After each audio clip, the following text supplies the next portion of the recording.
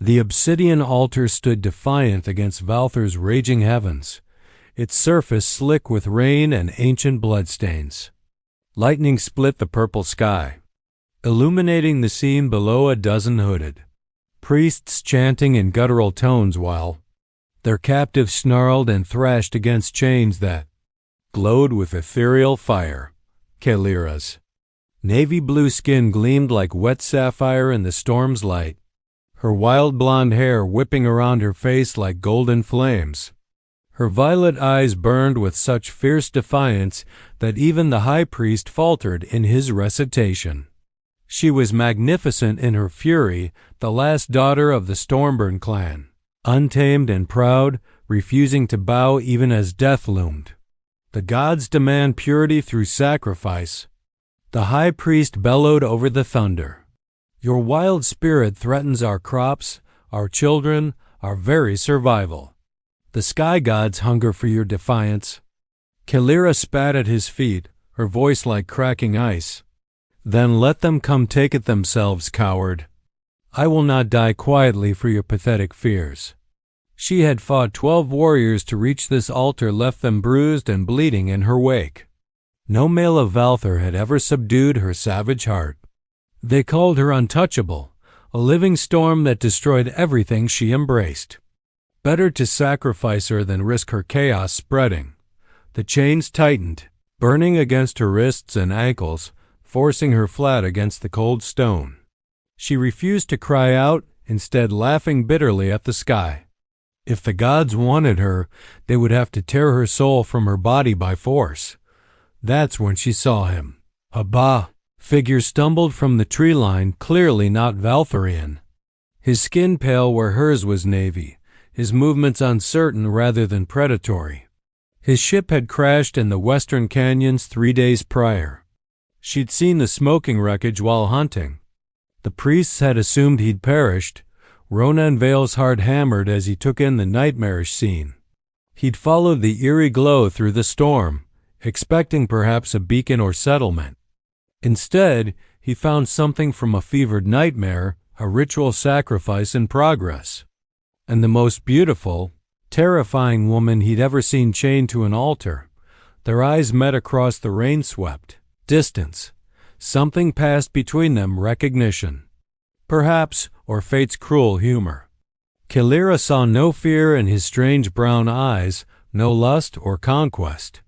Only horror at what was being done to her, and something else she couldn't name. Stop this! Ronan shouted, his translator struggling with their language. What are you doing to her? The priest turned as one, shock rippling through their ranks. The stranger was supposed to be dead, yet here he stood, defying sacred tradition. The high priest raised his ceremonial blade. The gods have sent us a second offering. Seize him! Guards rushed forward, but Ronan was already climbing the altar steps, his focus locked entirely on the woman chained before him. Kalira watched him approach with wary confusion. Was this another male come to claim her? To prove himself by subduing the wild one? But his hands, when they reached for her, didn't grab or strike. They hovered uncertainly near the glowing chains, and his face twisted with concern. I'm sorry, he said softly, though she barely understood his words. I'm so sorry they're doing this to you. The gentleness in his voice struck her like physical force. She'd never heard such a tone directed at her, only hatred, fear, or crude desire. This stranger looked at her chains with anger, but at her with something achingly tender. A guard's spear grazed Ronan's shoulder, drawing blood. He didn't flinch, instead placing himself between Kalira and her captors. The priests hesitated, confused by this bizarre protection of their sacrifice. Listen to me, Ronan said, turning back to her. His hand hovered over her heart, not touching, asking permission. I don't know if you can understand, but I won't let them hurt you. Kalira's breath caught. Through the translator's broken fragments and his earnest expression, she grasped his meaning. This human, this impossibly fragile creature was trying to protect her. The thought was absurd, laughable, Yet when his hand finally settled gently over her heart, she felt something crack inside her armored soul. His heartbeat. She could feel it through his palm, steady, strong, utterly fearless despite the weapons surrounding them. It synced with her own racing pulse, two rhythms finding harmony in the chaos. "Where I come from," Ronan continued, his voice barely audible over the storm, "we believe every being has the right to choose their own path. No gods, no traditions can demand your death." His words flowed over her like warm water, each one chipping away at the walls she'd built. He spoke of his blue world, of oceans and freedom, of people who lived without sacrificing their strongest to appease angry deities. He painted pictures with his voice while rain lashed down around them. Kalira found herself leaning into his touch, her violet eyes searching his face. His skin was warm despite the storm's chill, and she noticed details, the stubble on his jaw, the scar above his eyebrow, the way his brown eyes reflected lightning like captured stars. "You don't even know me," she whispered in her language, surprising herself. "Why would you die for a stranger?" Their translator unit struggled, but somehow he understood. Perhaps it was the raw emotion in her voice, or the way her entire body had stopped fighting and started trembling instead. "Because you deserve to live," Ronan replied simply.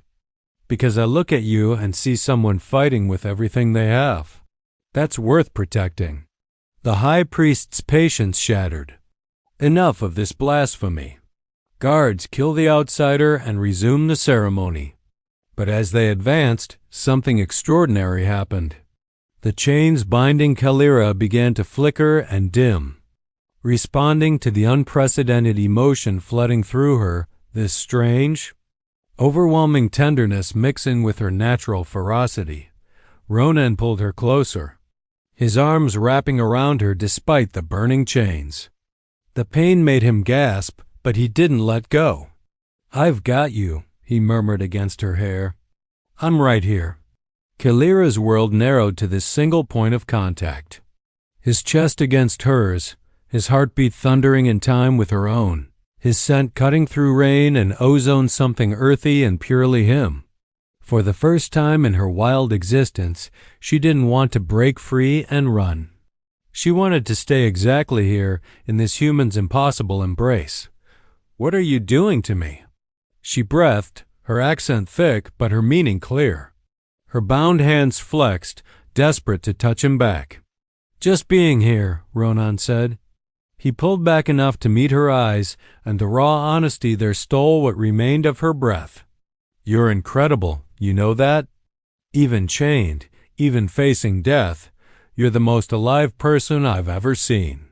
Lightning struck the altar's peak, sending priests scattering.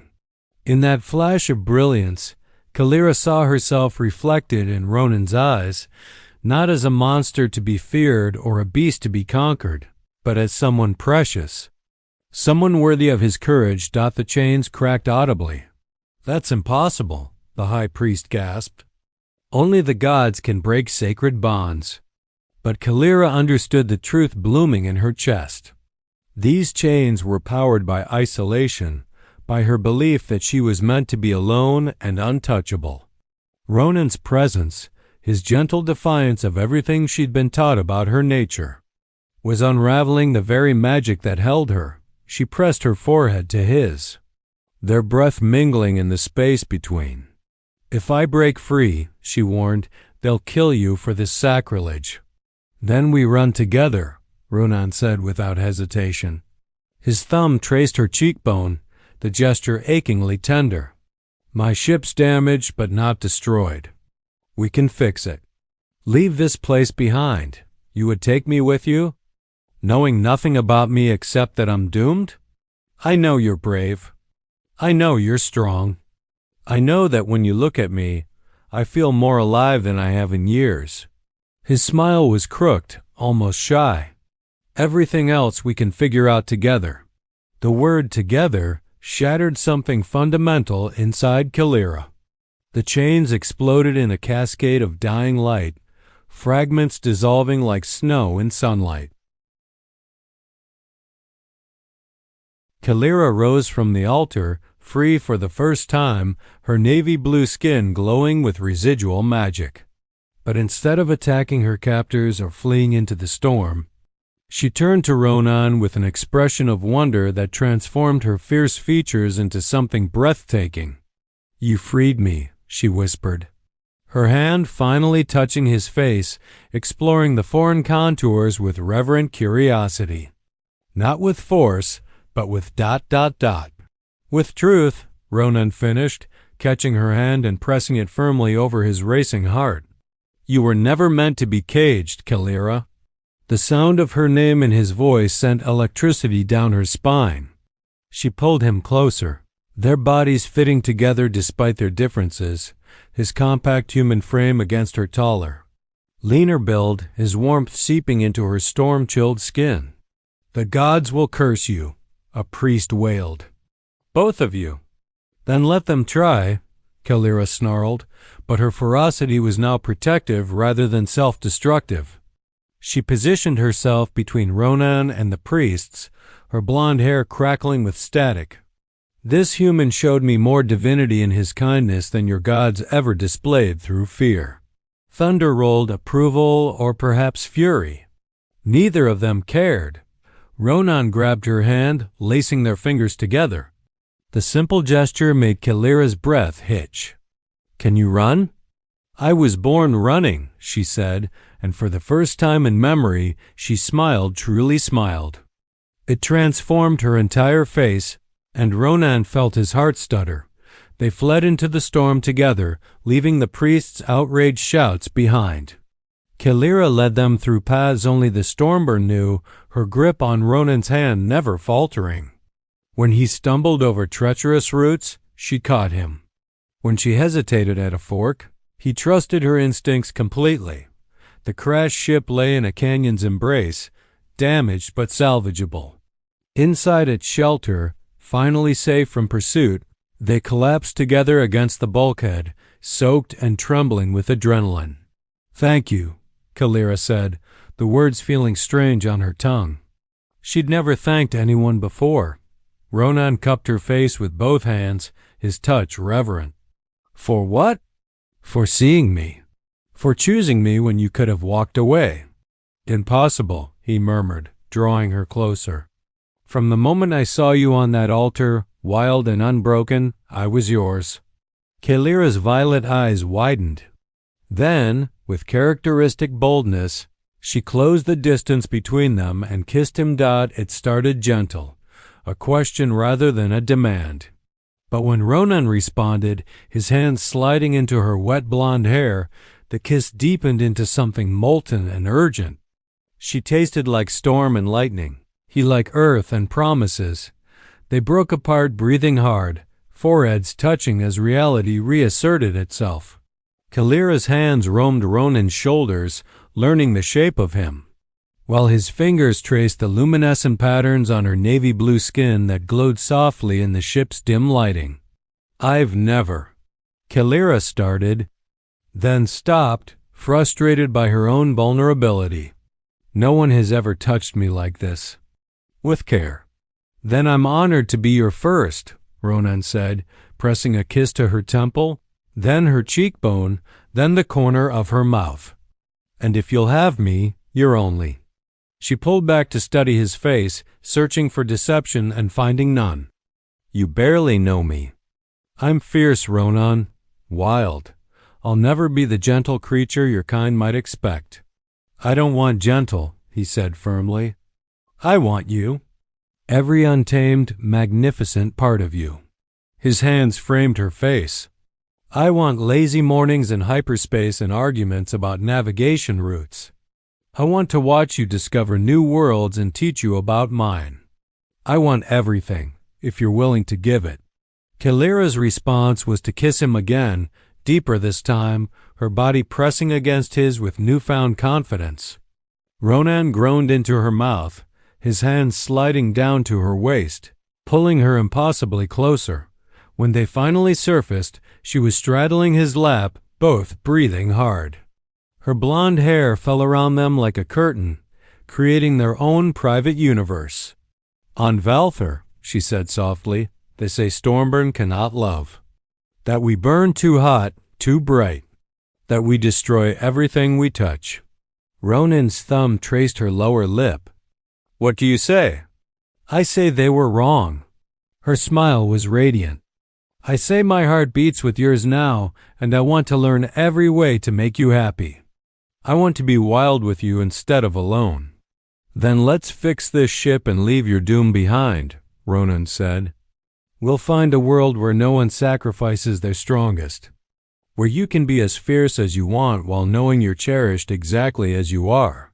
Over the following days, as they repaired the ship together, their bond deepened. Kalira learned to laugh without bitterness, to accept affection without suspicion. Ronan discovered that her wildness wasn't violence but vitality, a zest for life that made every moment shimmer with possibility. The night before launch, they lay tangled together in the captain's quarters, her navy blue skin luminous against his pale form. She traced patterns on his chest while he played with her blonde hair, both savoring the quiet intimacy. I was doomed, Kalira murmured. Meant to die alone and angry. And now? Ronan asked, kissing her forehead. She looked up at him, her violet eyes bright with unshed tears of joy. Now I'm free. Wild still, untouchable to all but you. She pressed her hand over his heart, feeling its steady rhythm. Your gentle human heart set my soul soaring, Ronan Vale. I choose you. Every day, every moment, I choose this. As their ship lifted off, leaving Valther's storms behind, two hearts beat as one, proof that even the wildest spirit could find home in loving arms. And that true freedom came, not from isolation, but from choosing to be vulnerable with someone worthy of the gift. The gods had demanded her sacrifice. Instead, she'd found salvation in a stranger's kindness and courage to love again in a human, steady heartbeat. Together, they would roam the stars, she wild and free, he steady and true. Both forever changed by the moment they'd refused to accept fate's cruel design. The end.